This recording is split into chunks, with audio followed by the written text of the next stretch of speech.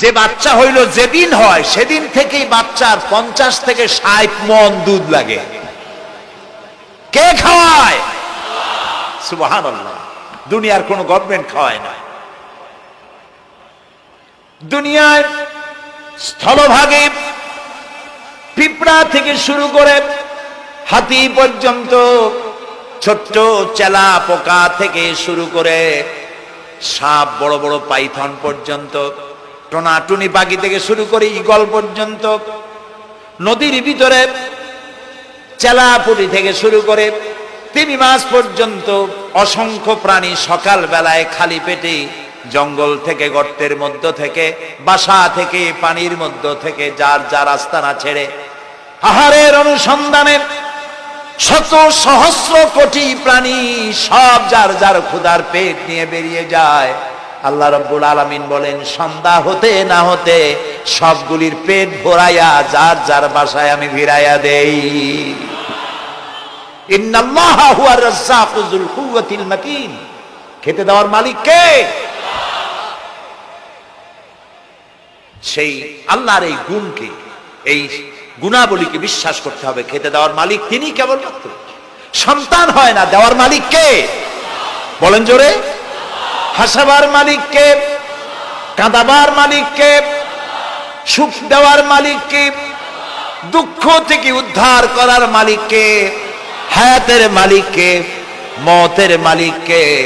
ফাআলুন lima ইউরিদ। যা খুশি তাই তিনি করতে পারেন। সুবহানাল্লাহ বলেন। কোন? কাফ আর নুন, দুটি অক্ষর, যখন যা ইচ্ছে করে হয়ে যায়। আল্লাহর এই গুণকে বিশ্বাস করলে মানুষ শিরক থেকে বাঁচতে পারবে। মাজার মুখী হবে না মুসলমান, মসজিদ মুখী হবে তখন। আজ আমার মুসলমান একদিকে নামাজও পড়ে আর একদিকে মাজারের কাছে গিয়ে দুর্বল হয়ে যায়। আছে না? আছে কি না? মাজারগুলির কাছে গিয়ে সাহায্য কামনা করে। আমার নিজের চোখে দেখেছি মাজারে গিয়ে কিভাবে সেজদা দেয় কবরকে। বলেন নাউযুবিল্লাহ। আল্লাহ ছাড়া কাউকে রুকু সেজদা করা যায় না। যা চাবার আল্লাহর কাছে চাইতে হবে। ওয়াইজা সাআলতা ফাসআলিল্লাহ ওয়াইজা ইসতাআনতা ফাসতাইন বিল্লাহ। যা কিছু চাওয়ার আল্লাহর কাছে চাও, যা কিছু বলার আল্লাহকে বলো। সব কিছু করার মালিক তিনি। সুবহানাল্লাহ বলেন। এই জন্য মাজারের সাথে মুসলমানদের সম্পর্ক হবে না, মুসলমানদের সম্পর্ক হবে মসজিদের সাথে। কিসের সাথে? বলেন জোরে। আপনি কোন অসুবিধায় পড়েছেন, মাজলুম হয়েছেন, অত্যাচারিত হয়েছেন, চাকরির সমস্যা হয়েছে, ঘরে খাবার নাই, অসুখ বিসুখ হয়েছে, নানান ধরনের সমস্যায় পড়েছেন, কোনো মাজার নয়, কোনো পীর নয়, মসজিদের ভিতরে চলে যান, উজু করে মসজিদে ঢুকে 2 রাকাত কাজায়ে হাজাতের নামাজ পড়েন। রাসূলুল্লাহর উপরে যখনই বিপদ হতো তিনি নামাজে দাঁড়ায় যেতেন। সুবহানাল্লাহ বলো। আপনি কেন যাবেন একটা কবরের কাছে? আপনার সাহায্য কামনার জন্য কোনো পীর নয়, আপনার সাহায্যের জন্য কোনো কবর নয়। সাহায্য পাওয়ার জন্য কে? আল্লাহ চান আপনার ঈমানটা খালেস হোক। আল্লাহ তাআলা এটা বরদাস্ত করতে পারেন না যে মানুষ কারো কাছে গিয়া আরেকজনের কাছে গিয়ে নথি স্বীকার করুক। আল্লাহ সহ্য করেন না। ইন্না শিরকা লাযুলমুন আযীম। শিরক হচ্ছে মস্ত বড় জুলম, অত্যাচার। আল্লাহ সব থেকে অপছন্দ করেন কোন গুনাহ? বলেন শিরক। আল্লাহ সহ্যই করেন না। কেন করেন না? একটা যুক্তিতে আসে। যারা বিবাহ করেছে তাদের স্ত্রী যদি স্বামীর সাথে যে ধরনের হাসি খুশি প্রেমের আদান প্রদান করে, স্বামী ছাড়া যদি আরেকজন পুরুষের সাথে এরকমের ভাব বিনিময় করে, ফোনে কথা বলে, প্রেম করে, খুব সুন্দর করে ভালোবাসা দিয়ে যদি চিঠি লেখে অন্য পুরুষের কাছে অথবা প্রেম নিবেদন করে, তাহলে স্বামীদের অবস্থা কেমন হবে বলেন? এইটার জবাব দিতে যদি দেরি হয় তো খুবই কুলক্ষণ। হ্যাঁ, ভয়ানক হবে, ভয়ানক হয়ে যাবে। নিজের চরিত্র যতই যা হোক, বউর চরিত্র ভালো চাই। আচ্ছা বলেন তো, স্ত্রী আপনার সঙ্গে যেভাবে প্রেমের হাসি হাসে, প্রেম নিবেদন করে, ওই রকম আরেকটা পুরুষের কাছে সাথে করলে আপনার সহ্য হয় না কেন? আপনি স্ত্রীর উপরে আপনার অধিকারটা কতখানি, কি জন্য? আপনার স্ত্রীর যে হাসি, যে মিষ্টি হাসি, যা আপনার প্রাণ কেড়ে নেয়, ওই হাসিতে আপনার কোনো অবদান আছে? বলেন। তার যে টানা টানা চোখ, সুন্দর ভ্রু, মাথায় অনেক লম্বা চুল, শরীরটা সুন্দর, যৌবন, রূপ, এর ভেতরে আপনার কোনো অবদান আছে? হ্যাঁ আছে, একটু তো আছে। আপনি যে মুখ দিয়ে বউটা হাসে, সেই ঠোঁটে একটু লিপস্টিক লাগাইছে। যে চোখের জন্য আপনি পাগল, সেই চোখে একটু কাজল লাগাইছে। শরীরটাকে পেঁচাবার জন্য সুন্দর একটা শাড়ি কিনে দিছে। একটা শাড়ি দিয়ে, একটু লিপস্টিক কিনে দিয়ে, চুলের একটা ক্লিপ কিনে দিয়ে, একটা ভালো শাড়ি কিনে দিয়া স্ত্রীর উপরে যদি এত অধিকার আছে যে কোনদিন মৃত্যু পর্যন্ত কোন প্রেমের হাসি, ভালোবাসার আদান প্রদান আপনি ছাড়া আর কারো সাথে করতে পারবে না, এইটা যদি আপনার অধিকার এভাবে প্রতিষ্ঠিত হয়, তাহলে এই হাসি যিনি দিলেন, এই দাঁত, এই সুন্দর চোখ, এই রূপ, এই যৌবন যা আল্লাহ তাআলা দিলেন, তার সামনে কোন পীর অথবা কবরের সামনে যদি হাত পাতে আল্লাহ বরদাস্ত করেন না। কথা কি বুঝে আসছে? কথা বুঝে আসছে? আলহামদুলিল্লাহ বলেন। আলহামদুলিল্লাহ। বুঝলেই আমাদের কষ্ট সার্থক। আলহামদুলিল্লাহ বললেন। আমরা যেন আল্লাহরে চিনতে পারি, বুঝতে পারি। আমার বিশ্বাস করুন, কোরআন আমার সামনে, আল্লাহর কসম, কোন জীবিত পীর, কোন মৃত্যু পীর আমার ভাগ্যের ভালো বা মন্দ করার কোন অধিকার রাখে না, রাখে না, রাখে না। কোন পীর ফু দিয়ে আমার ভাগ্যকে ভালো বানাই দিতে পারবে না, পারবে না, এবং আমার একটা চুলও বাঁকাও করতে পারবে না। খাইরিহি ওয়া শাররিহি মিনাল্লাহ তাআলা। আমার ভালো, আমার মন্দ করার একমাত্র মালিককে। এক আঙ্গুল আকাশের দিকে উঁচু করে চিৎকার দিয়ে বলুন, কে? আবার বলেন, আবার বলেন, আবারও বলুন। হাত নামান। আল্লাহ কবুল করুন, বলেন আমিন। আমার এই বক্তব্য দিয়ে আমি কোন পীরকে অমর্যাদা করছি না। পীর সাহেবদের কাছে পীর কোন শরীয়তের শব্দ নয়। কোরআন এবং হাদিসে কোথাও পীর বলে কোন শব্দ নাই। এটি ফার্সি শব্দ। এই শব্দের অর্থ হলো বৃদ্ধ। তো পীর যদি বৃদ্ধ হয় ভালো কথা, তিনি যদি আলেম হন আরো ভালো কথা। কিন্তু বাপ পীর ছিল, উনিও সেই সুবাদে পীর। ইলেম নাই, তোনার নিজের কাছেই তো টর্চ নাই। আপনাকে অন্ধকারে উনিও ম্যানহোলের মধ্যে পড়বে, আপনারে নিয়ে পড়বে। আলেম হইতে হবে।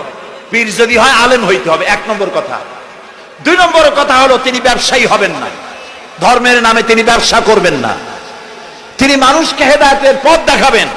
প্রয়োজনে জেলে যাবেন, প্রয়োজনে ফাঁসির মঞ্চে দাঁড়াবেন। তিনি নিজেকেই ইসলামের সব আমি করি, আর ইসলাম কারো কাছে নাই। যারা ইসলাম করলো 70-80 বছর ধরে, রাজনীতির পথ দেখালো, তারা ইসলামের দল না, ওনারটাই ইসলামের দল। এই ধরনের ফাজলামি বক্তব্য থেকে বিরত থাকতে হবে। এই ধরনের বেয়াদবিপূর্ণ বক্তব্য থেকে বিরত থাকতে হবে। আমার দোকানে খাঁটি ঘি পাওয়া যায়, আর কারো দোকানে খাঁটি ঘি পাওয়া যায় না। ইসলাম নিয়ে এই ধরনের মনোপলি বিজনেস করতে দেওয়া হবে না। প্রিয় ভাই সব, আমরা পীর সাহেবদের চিনি। পীর ছিলেন শাহজালাল রহমতুল্লাহ আলাইহি। সুবহানাল্লাহ। যুদ্ধ করা লাগে নাই, আজান দিয়েছেন, মূর্তির মাথা ভাঙ্গা চুর চুর হয়ে পড়ে গিয়েছে। গৌর গোবিন্দ পলায়া কুল পায় নাই। লোকেরা যায় তার মাজারে গিয়ে গজাল মাছ জিয়ারত করে আসে, কিন্তু তরবারিটা দেখে আসে না। দোধারি তরবারি এখনো আছে। সুবহানাল্লাহ বলেন। পীর ছিলেন হযরতে বাহাউদ্দিন নকশবন্দি, মুজাদ্দিদ আল ফিসানি রহমতুল্লাহ আলাইহি, বড় পীর আব্দুল কাদের জিলানী রহমতুল্লাহ আলাইহি, খাজা মঈনুদ্দিন চিশতি রহমতুল্লাহ আলাইহি, শাহজাহান আলী রহমতুল্লাহ আলাইহি। কত ওলিউল্লাহর মাজার দিয়ে আমার দেশ ভরা। আলহামদুলিল্লাহ কর। আলহামদুলিল্লাহ। এরা একদিকে মানুষকে মুরিদ বানায়া মুরিদের টাকা দিয়ে নিজেদের পকেট ভরেন নাই। ওনারা এরকম করতেন না, এইরকম করতেন। আর রাসূলুল্লাহ বলেছেন, এই রকমের হাতের মর্যাদা নাই, এই হাতের মর্যাদা। আমি পীর দেখছিলাম, বাইতুল শরীফের পীর হযরত শাহ আব্দুল জব্বার সাহেব, আল্লাহ তাআলা জান্নাতুল ফেরদাউসের মেহমান বানায়। এই বাংলাদেশে শত শত মসজিদ, মাদ্রাসার এতিমখানা তৈরি করে গেছেন, সুবহানাল্লাহ। বৃষ্টির মৌসুমে চট্টগ্রামের বাড়িটা 14 বছর মাদ্রাসায় ওয়াজিদিয়া চট্টগ্রামে 14 বছর বুখারী শরীফ পড়িয়েছেন। কি মানের আলেম, খালি পীর না। মুরিদরা যত টাকা দিত এই টাকা দিয়ে বড় বড় মাদ্রাসা মসজিদ করেছেন। আর বৃষ্টির সময় সাথী সঙ্গী নিয়ে বস্তি এলাকায় যেতেন, পলিথিন দিয়া ছাওয়া, বাচ্চা আর তার স্বামী নিয়ে কাতরায় এক কোনায় বসে আছে, খাবার নাই, চাউল নাই, অসুস্থ, তাদের চাউল দিয়ে আসতেন, তাদের রান্না করার শাকসবজি দিয়ে আসতেন, ওষুধ দিয়ে আসতেন, হাড়ি পাতিল দিয়ে আসতেন। বন্যা হলে, তুফান হলে টাকা উজাড় করে যা মুরিদরা দিত সবগুলি উজাড় করে মানুষের খেদমত করতেন, সুবহানাল্লাহ। কাজী যারা জামায় অনেকগুলো পকেট সমানে নিতে থাকে আর ভরতে থাকে এইভাবে করে, এই ব্যবসায়ীদেরকে পরিত্যাগ করতে হবে। পীর হচ্ছে ওই সমস্ত লোক যারা নাকি ধর্মের নামে ব্যবসা করে না, বরং আল্লাহর দ্বীনকে প্রতিষ্ঠা করার জন্য কথা বলে। প্রিয় ভাই সব, আমাদের জেহেন সাফ করতে হবে, পরিষ্কার করে বুঝতে হবে আমার ভালো আমার মন্দ কে করতে পারে? সম্রাট শাহজাহান নাম শুনেছেন? কোথার বাদশা বলে? দিল্লির সম্রাট। সম্রাট শাহজাহান পৃথিবী জোড়া নাম তার। কবি বলছেন, শাহনে জাহাं को जिन्हें फख्र से देते थे बाज, वाज कब्र में है सूरह अलहम्दु की मोहताज। যে শাহজাহানকে কর দিয়া ট্যাক্স দিতে পারলে জনগণ নিজেদেরকে গৌরবান্বিত বলে মনে করত, সেই শাহজাহান কবরে শুয়ে আছে, সূরা ফাতিহার মুহতাজ হয়ে আছে, সুবহানাল্লাহ। যদি কেউ আমার কবরের কাছ থেকে হেঁটে যাইতো আর একটু সূরা ইখলাস পড়ে সবরেসানি করতো, আমি কিছু পাইতাম। আহারে, এই এতিম ফকির হয়ে শুয়ে আছে। এক ফকির দিল্লি ঘুরতেছে, একজন বলছে, ভাই তোমারে তো খয়রাত করে দেখতেছি আমি সেই ছোটবেলা থেকে, খালি তুমি খয়রাত করো। একটা জিনিস আপনারা মনে রাখবেন, গরিব, আজকে যারা গরিব পরিশ্রমের মধ্য দিয়ে কালকে তারা ধনী হতে পারে, কিন্তু যারা ভিক্ষুক, যারা ভিক্ষা করে, জিন্দেগিতে কোনোদিন তারা বড় হতে পারবে না। ভিক্ষা করা যাদের অভ্যাস, জীবনেও বাড়ি করতে পারবে না, জীবনেও ধনী হইতে পারবে না, কিন্তু গরিব ধনী হইতে পারবে। কারণ হলো আল্লাহর কাছে দুইটা বৈধ জিনিস অত্যন্ত ঘৃণিত। কয়টা? একটা হলো তালাক, আর একটা হলো ভিক্ষাবৃত্তি, মানুষের কাছে চাওয়া। আল্লাহ পছন্দ করেন না। তো ভিক্ষুক ঘুরতেছে, একটা লোক বলল, মিয়া তোমার তো সারা জীবনই খরচ করতে দেখি। খরচ করবো না, করবো কি? যার কাছে যাই সে দেয় 4 আনা 2 আনা 1 টাকা, এর বেশি তো দেয় না। তেদি আমি কেমনে বড় লোক হব? কয় যে তুমি বাদশারের চোখে দেখো না, বাদশারের চোখে দেখো না। কয় বাদশার কাছে কি আমার মতো লোক যাইতে পারে নাকি? কল না, যাইতে হবে, যাও। বাদশাহ একবার যাবা, এমন দেওয়া দেবে জীবনে আর তোমার খরচ করা লাগবে না। পাতি শিয়ালের পিছনে ঘুরে তো লাভ নাই, পাতি শিয়ালে খায় মুরগি, তোমার একটা ঠ্যাং দেবে, দাঁতের খেলালের কাজ হবে না। বাঘের পিছনে ঘোরো, বাঘে খায় গরু আর হরিণ, একটা রান দিলে তুমি 1 সপ্তাহ খাইতে পারবে। কাজে ঘুরতে গিয়েও বোঝা উচিত কার সাথে ঘুরি। তো বলছে বাদশার কাছে যাও। তো বাদশারে পাবো কই? কই তো দেখলাম কেবল মসজিদে ঢুকলো। তারপরে ফকির গিয়ে দাঁড়ায় আছে বারান্দায়, দেখে যে উনি বাদশা ভেতরে বসে হাত তুলে আছে ভাবে, আর চোখ দিয়ে পানি পড়ে দাড়ি ভিজে ভিজে পড়তেছে। নামাজ শেষ করে, মোনাজাত শেষ করে বাদশা বেরিয়েছে। কোন বাদশা? শাহজাহান। বাইরে আসার পর ফকির বলল, আসসালামু আলাইকুম বলে ফকির রওনা করছে। বাদশা বলে, দাঁড়াও, তুমি যে রওনা করলা, তোমার তো ভিক্ষুক মনে হয়, আর লোকেরা যারা ভিক্ষুক না তারাও তো আমার কাছে চায়, আর তুমি তো ভিক্ষুক, চাইলে না কেন কিছু? ভিক্ষুক বলে, জাহাপানা, আমি কিছু চাইতে এসেছিলাম আপনার কাছে, কিন্তু আপনার করুণ অবস্থা দেখে আমার জ্ঞানের চোখ খুলে গিয়েছে। আমি দেখতে পেলাম আমি যার কাছে চাইতে এসেছি, আমি তো কান্দি না, হাতও পাতি নাই।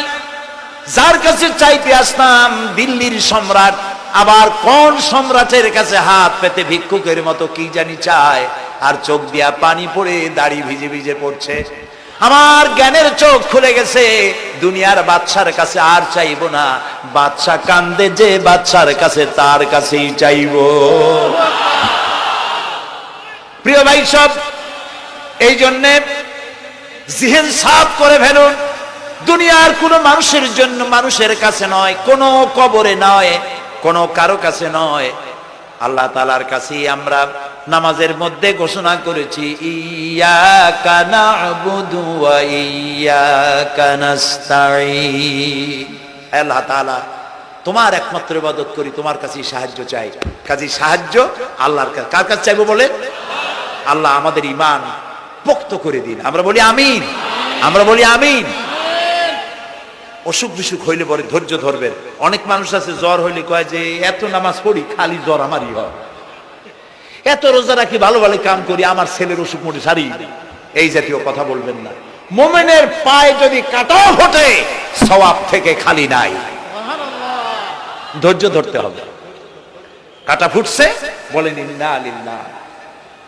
আজাবান লিল মুমিন, মুমিনের জন্য বড়ই আশ্চর্য ব্যাপার, বিপদ হইলেও শুকর আদায় করে আর সুখে থাকলেও শুকর আদায় করে। সুবহানাল্লাহ বিহামদি। বিপদ আসলে সে বলে ইন্না লিল্লাহি, বলেন ইন্না লিল্লাহি ওয়া ইন্না ইলাইহি রাজিউন। আর যখন শান্তি আসে বলে আলহামদুলিল্লাহ। দুই অবস্থায় তার জন্য নিয়ামত আল্লাহর তরফ থেকে সে পায়, আলহামদুলিল্লাহ। প্রিয় ভাই সব, তো আল্লাহর উপর ঈমান আনার জন্য কয়টা শর্ত বলছি না? এই যে প্যাচ লেগে গেছে, কয় যে তিনটা। আল্লাহর উপর ঈমান আনার জন্য শর্ত কয়টা? চারটা। চারটার বলছি কয়টা? দুইটা। আরেকটা হচ্ছে আল্লাহর কুদরত, এ বিশ্বাস করা। আল্লাহর কুদরত মানে শক্তি। আল্লাহর কিছু বিশ্বাস করবেন বলেন জোরে? শক্তি। আকাশ এবং জমিনে শক্তিশালী কে? কিন্তু আমার দেশের জনগণ, কিছু কিছু রাজনীতিবিদরা বলে জনগণই নাকি সকল ক্ষমতার, সকল শক্তির উৎস। কি পাগল! তুমি ক্ষমতার উৎস? নাকের মধ্যে ময়লা, দাঁতে ছাতা, পেটের মধ্যে দুর্গন্ধ ভরা, ক্ষমতার উৎস। আশ্চর্য কথা।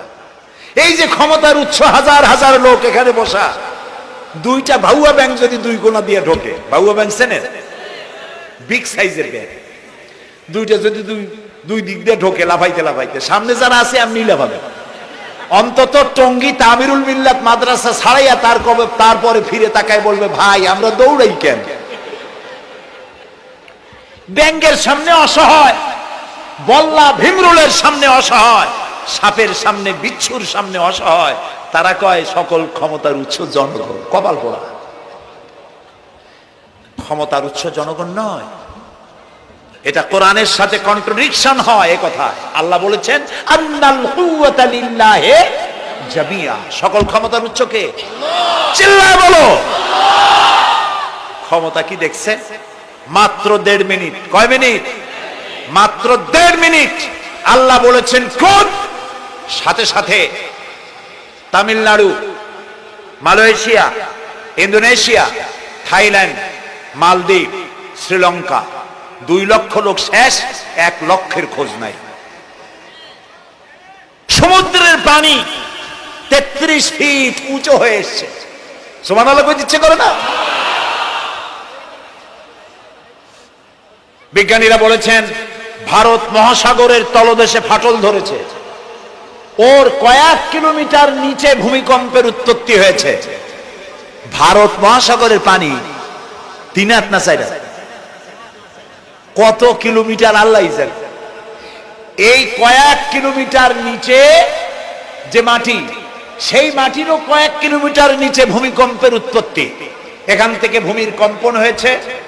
সেই ভূমিকম্পে সমস্ত মহাসাগরের মধ্যে, ভারত মহাসাগরের মধ্যে জলকম্পন শুরু হয়েছে। পানির কম্পন, মাটির কম্পন একসাথে।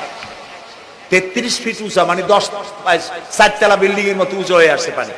4 তলা পরিমাণ উঁচু হয়ে পানি চলে আসছে। বাড়ি গাড়ি সব কিছু খড় কুটার ন্যায় সব উড়িয়ে দিয়েছে। এগুলোর কপাল পোড়া নাস্তিক যেগুলি, তারা বলে প্রাকৃতিক দুর্যোগ। ওর বাপের মাথা। আচ্ছা, প্রাকৃতিক দুর্যোগ, প্রকৃতি কি? কোন জন্তুর নাম? প্রকৃতি কোন জন্তু, জানোয়ারের নাম? প্রকৃতি নিজে